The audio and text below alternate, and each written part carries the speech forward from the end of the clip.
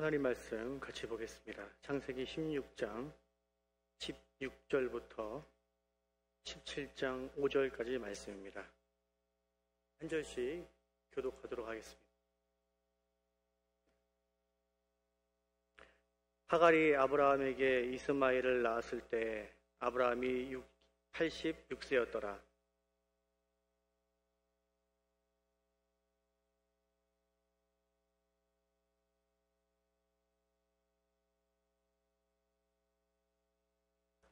내가 내 언약을 나와 너 사이에 두어 너를 크게 번성하게 하리라 하시니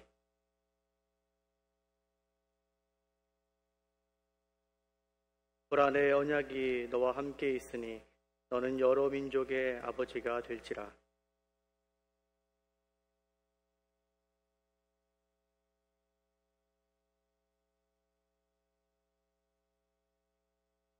아멘. 할렐루야. 오늘 주님께서 우리에게 허락하시는 은혜가 있기를 축복합니다. 한 신학교에서 실제로 있었던 이야기입니다. 신학교에 입학을 하면 한 주에 적게는 한 번에서 두 번, 기숙사에 들어갈 경우에는 새벽 예배까지 총 7번에서 8번의 예배를 드리게 됩니다. 은혜가 충만하겠죠. 그런데 꼭 그렇지만은 않습니다. 왜냐하면 신학교의 예배는 강제적이기 때문입니다. 학기를 이수하기 위해서 예배를 드렸다는 증명이 되어야지 학기가 이수되고 기숙사에서 쫓겨나지 않으려면 새벽 예배를 드려야 합니다. 남자들은 예비군 훈련에 가면 알 수 있듯이 뭐든지 강제적이면 어떻죠? 질이 떨어집니다. 모든 사람이 다 그런 건 아니지만 신학교에서 드리는 예배는 이 강제성이 있어서 그런지 더러는 졸기도 하고 딴짓을 하는 사람도 있고 이수해야 될 그 예배 횟수가 다 차면은 그 다음부터는 예배를 드리지 않기도 합니다. 이런 분위기에서 정말 온 마음을 다해서 예배 드린다는 것은 쉽지가 않습니다.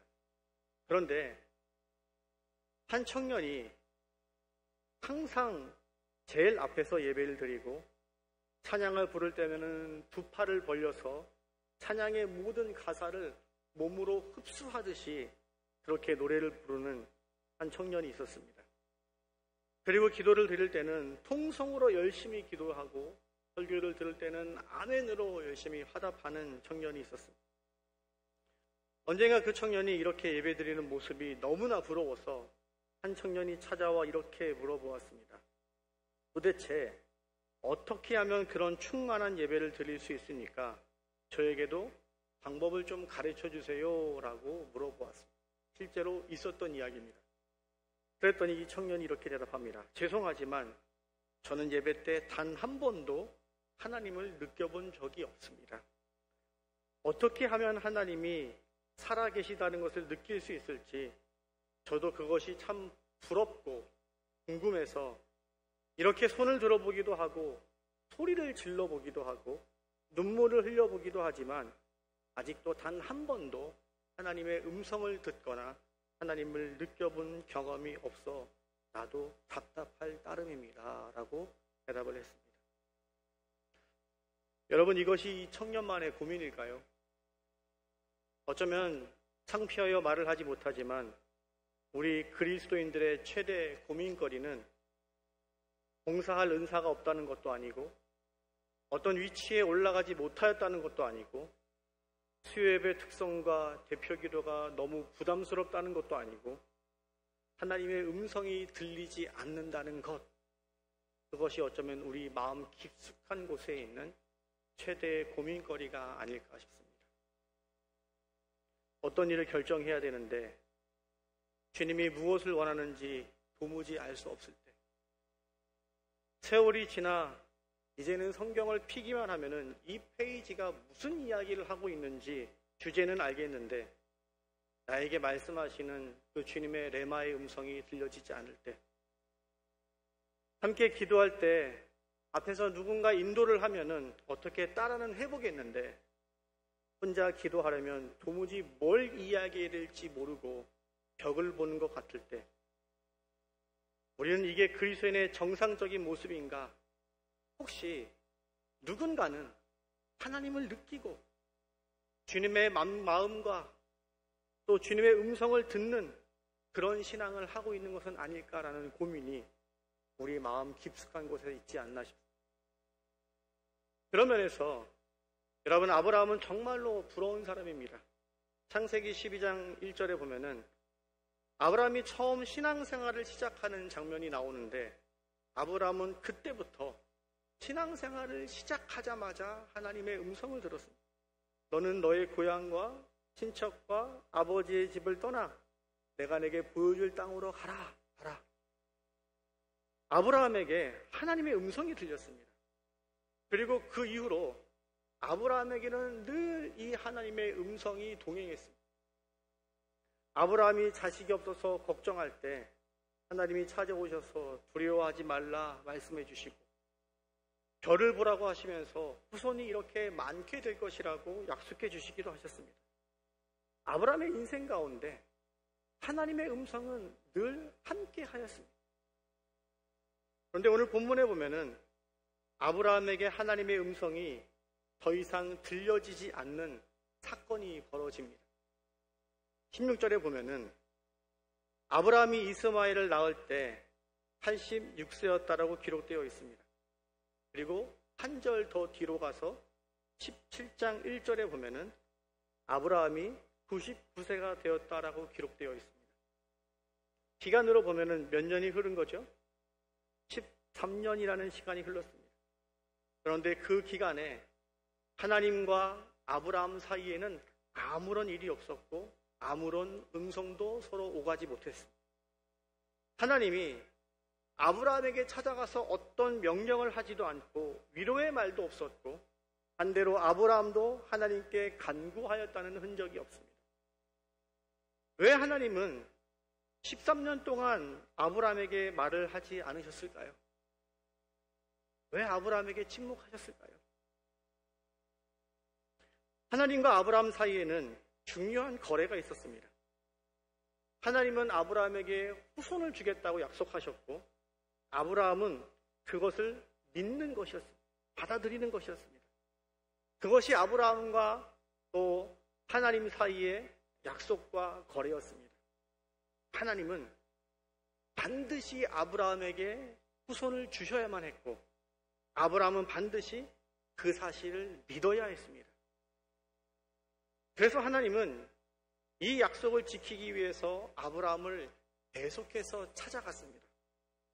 아브라함 마음에 의심이 들 때마다 찾아가셔서 걱정 말라고 하시고 후손을 줄 것이라고 말씀하셨습니다.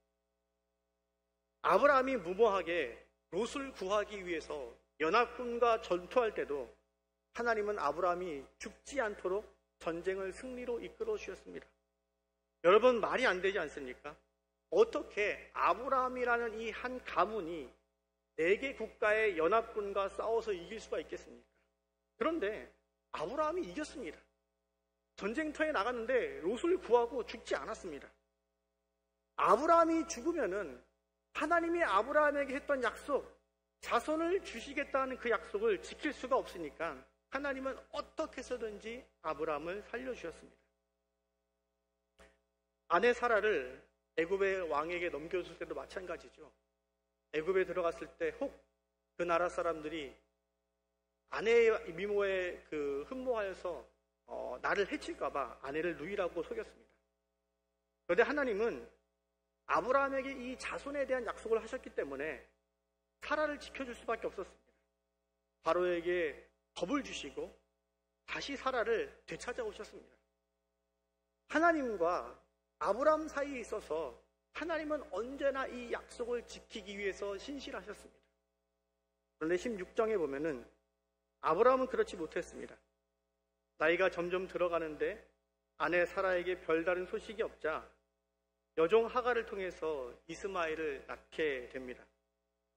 그것이 16절 말씀이죠. 하갈이 아브라함에게 이스마엘을 낳았을 때 아브라함이 86세였더라. 하나님은 아브라함에게 신실했지만 아브라함은 하나님에 대해서 신실하지 못했습니다. 그리고 그 사건이 계기가 되어서 13년이라는 침묵의 시간이 시작되었습니다. 아브라함이 잘못했죠. 믿지 못한 아브라함의 잘못이죠. 그런데 여러분, 곰곰이 우리가 다시 한번 생각해 봤으면 좋겠습니다. 이 일이 정말 13년이나 하나님이 토라져셔서 아브라함에게 말을 걸지 않을 정도로 그렇게 심각한 잘못인가? 그렇게 아브라함이 큰 잘못을 했는가? 여러분, 일반적으로 신앙의 상식선에서 생각했을 때 하나님과 우리 사이를 가로막고 있는 것은 죄입니다. 그 죄가 들어왔을 때 하나님이 침묵하시고 우리와 하나님과의 관계가 끊어질 수밖에 없는 거죠. 그러면 저와 여러분이 생각하는 죄는 무엇입니까? 내가 어떤 행동을 했을 때 하나님이 마음 상해하시고 아파하시고 화를 내며 나에게 침묵하시며 관계를 끊을 것 같습니까? 우리는 흔히 이런 도덕적인 죄를 생각하는 것 같습니다.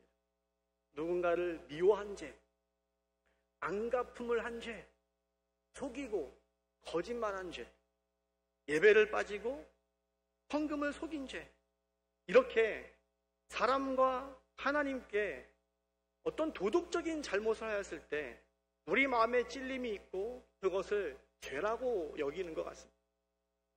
그런데 아브라함은 그렇지 않았습니다. 아브라함은 이런 어떤 도덕적인 큰 잘못을 한 것이 아니라 단지 자기 앞가림을 했을 뿐입니다. 아브라함 시대에는 자녀가 곧 군사적인 힘이 되었기 때문에 아브라함은 이 늦어지는 시간 속에서 하갈을 통해서 자녀를 낳았던 것뿐입니다. 그런데 황당하게 하나님은 13년이나 긴 시간 동안 침묵하셨던 것입니다. 여러분, 하나님은 도대체 무엇 때문에 이렇게 화가 나신 것일까요? 아브라함의 어떤 잘못이 그렇게 하나님의 마음을 서운하게 했던 것일까요? 13년의 침묵을 깨고 하나님께서 찾아와 이렇게 말씀하십니다. 우리 17장 1절 같이 읽겠습니다. 시작.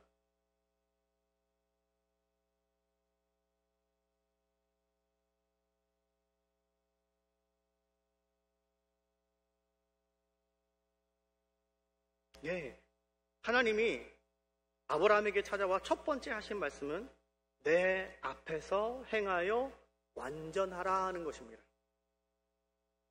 그러니까 이런 거죠. 선생님이 학생에게 너 복도에 가서 손 들고 있어 라고 한 다음에 1시간 있다가 와서 하신 말씀이 너 애를 그렇게 때릴 거야 라고 이야기했습니다. 첫 번째 선생님이 하신 말씀이 학생이 왜 벌을 받았는지 그 이유가 나와 있는 거죠. 13년 만에 하나님이 아브라함에게 찾아와 첫 번째 하신 말씀이 내 앞에서 행하여 완전하라는 것입니다. 하나님이 아브라함에게 침묵하신 이유가 이 구절 때문이겠죠.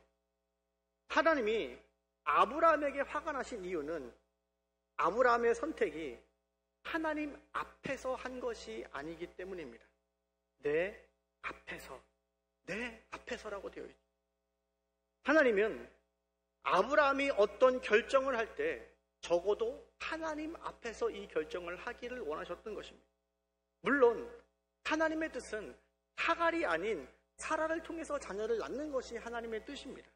그런데 오늘 본문에서 말하고 있는 것은 그것보다 훨씬 더 중요한 가치가 있는데 A냐 B냐 하갈이냐 사라냐 그것이 아니라 아브라함의 결정이 하나님을 염두하고 하나님과 함께 하기를 바라셨다 하는 것입니다.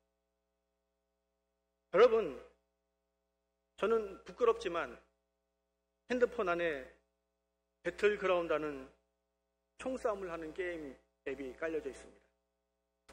저는 혼자서는 이 게임을 잘 하지 않습니다. 저와 제 딸과 두 아들이 한 편이 되어서 이 게임을 할 때 그렇게 재미있을 수 없습니다.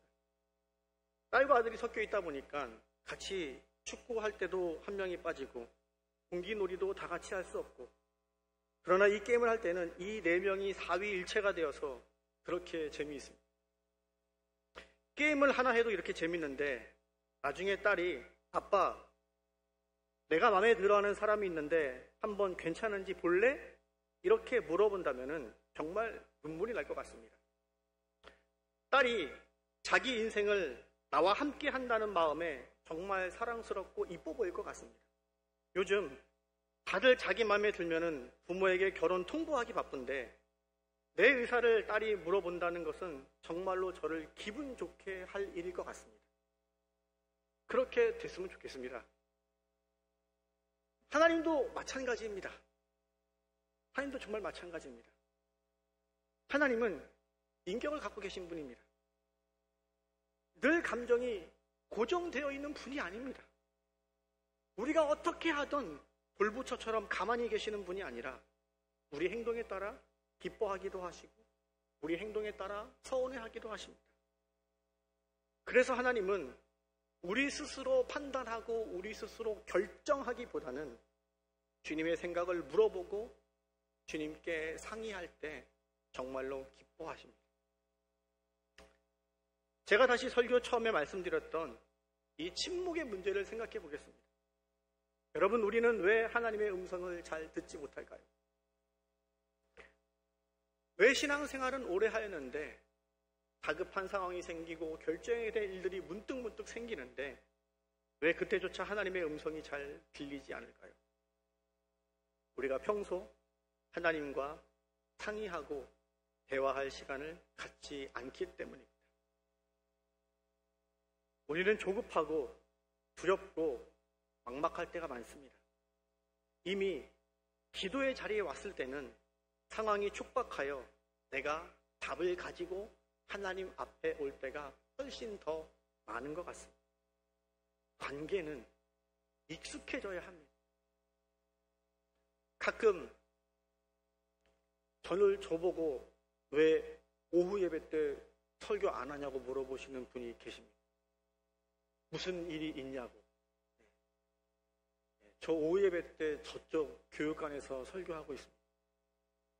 새벽 예배를 제외하고 정말 오랜만에 이렇게 성도님들과 이렇게 말씀을 나누게 되었는데 오랜만에 설교를 하다 보니까 이게 정말 이렇게 걱정도 되고 어색하기도 하고 그렇습니다. 여러분, 감정을 갖고 계시는 하나님께서 가끔 설교하는 것도 이런데 그 인격적인 하나님께서 우리에게 무엇을 요구하고 계실까요? 오늘 말씀은 하나님은 우리가 사소한 것이라도 하나님과 상의하고 대화하고 그렇게 기도하기를 원하신다는 것입니다. 어쩌면은 기도의 응답은 부차적인 일입니다. 내가 기도 응답을 받았어. 내가 기도했는데 이렇게 돼서 확신해. 이것은 어쩌면 부차적인 일입니다. 더 중요한 것은 내가 하나님께 이 문제를 가지고 상의를 했냐, 기도를 했냐가 더 중요한 문제입니다. 저는 대학 입학을 두고 1년간 기도했던 적이 있습니다. 무엇을 해야 될지는 분명히 알겠는데 그것을 할 만한 능력이 되지 않아서 1년 내내 기도했던 기억이 납니다. 쉽게 표현하면은 성적이 안 되는 것이 문제였죠. 소명은 있었는데 성적이 안 되는 것이 문제였습니다. 학교를 마치고 매일 1년간 교회를 가서 혼자 하나님께 기도하고 상의하였습니다. 이 사태를 어떻게 하냐고, 나를 부르지 말든지 성적을 좋게 하든지 이 믿음과 현실의 괴리를 어떻게 하냐고 상의하기도 하고 울기도 했습니다. 그리고 그 기도 끝에 결정한 것이 양평에 있는 아세아 연합신학개혁교라는 것이었습니다. 이 학교 이름도 길듯이 저도 이때 이런 학교가 있는지 처음 알았습니다. 당시 저는 아프리카 선교에 관심이 있었는데 면접을 보는데 당당했습니다. 하나님의 뜻이니까. 나는 아프리카에 관심이 있는데 이 학교 이름이 아세아라고 되어 있으니 학교가 나를 케어해 줄 수 있냐고 면접 시간에 물어보았습니다. 교수님도 당황하셨는지 어리둥절하게 저에게 대답하셨던 기억이 납니다. 저는 당연히 떨어질 당상이었죠. 그렇게 면접을 봤으니. 그런데 붙었습니다. 왜냐하면 제가 입학하는 그 해에 들어가려던 과가 미달이 됐기 때문입니다. 처음에는 그게 하나님께 상의 드렸던 시간의 결과물인지 몰랐습니다. 기도의 결과인지 몰랐습니다. 얼떨결에 학교에 입학하고 동아리에 들어가고 선교단체 활동을 하게 되었는데 거의 대한민국에 유일하게 성경을 집중적으로 분석하고 묵상하는 곳이었습니다. 그 덕분에 성적이 모자라 전전긍긍하던 제가 대학교에 들어가 뒤늦게 글에 눈이 뜨여지기 시작했습니다. 문장을 이해하고 단어를 이해하고 성경을 보는 눈이 그 동아리를 통해서 트이기 시작했습니다. 말도 안 되는 방법으로 사역을 시작하게 되었고 그곳에서 아내도 만나게 되었습니다. 지나와 생각해 보면은 내가 부족해서 1년간 하나님께 내 처지를 상의드렸던 것이 그 기도의 시간이 저에게는 신의 한 수였습니다. 저는 성적이 모자라 신음하는 시간이었지만 하나님은 제가 그렇게 교회에 찾아가 기도하는 것을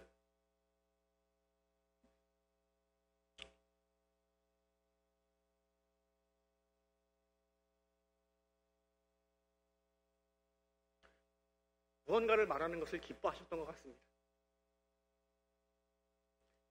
그래서 저에게 가장 귀한 것을 그 상의의 결과로 주셨습니다. 오늘 말씀에 보면은 하나님과 아브라함과 대화가 시작될 때 우리에게 얼마나 큰 축복이 내려지는지 가르쳐주고 있습니다.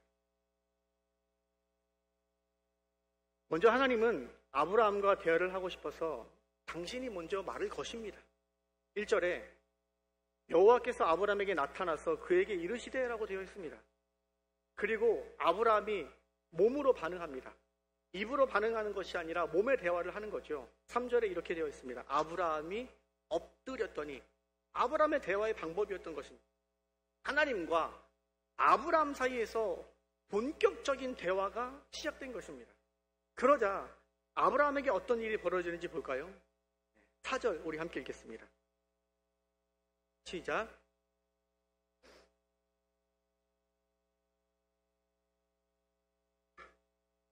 네, 이렇게 되어 있죠.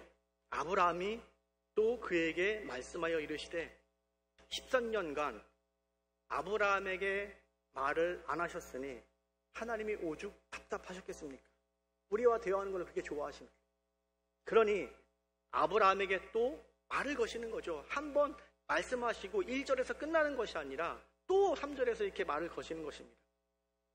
그리고 이렇게 되어 있습니다. 4절 함께 읽겠습니다. 시작.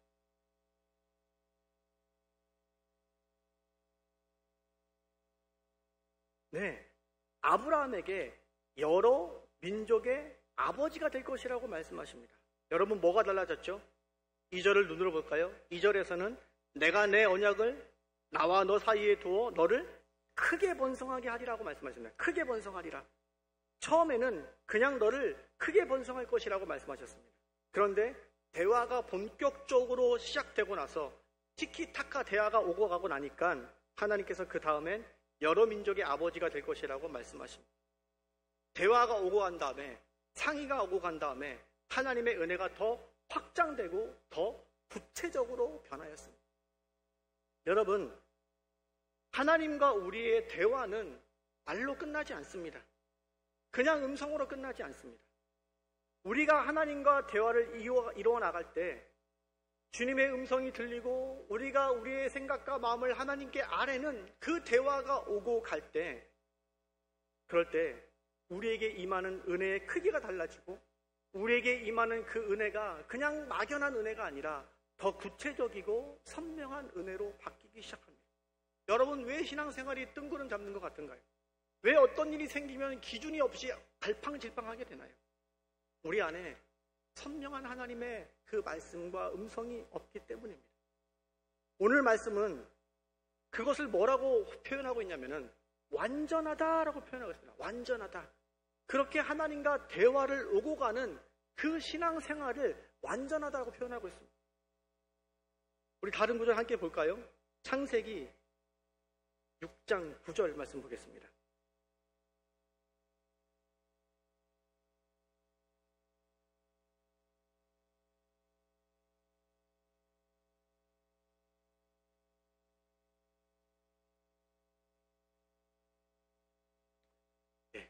함께 읽겠습니다. 시작.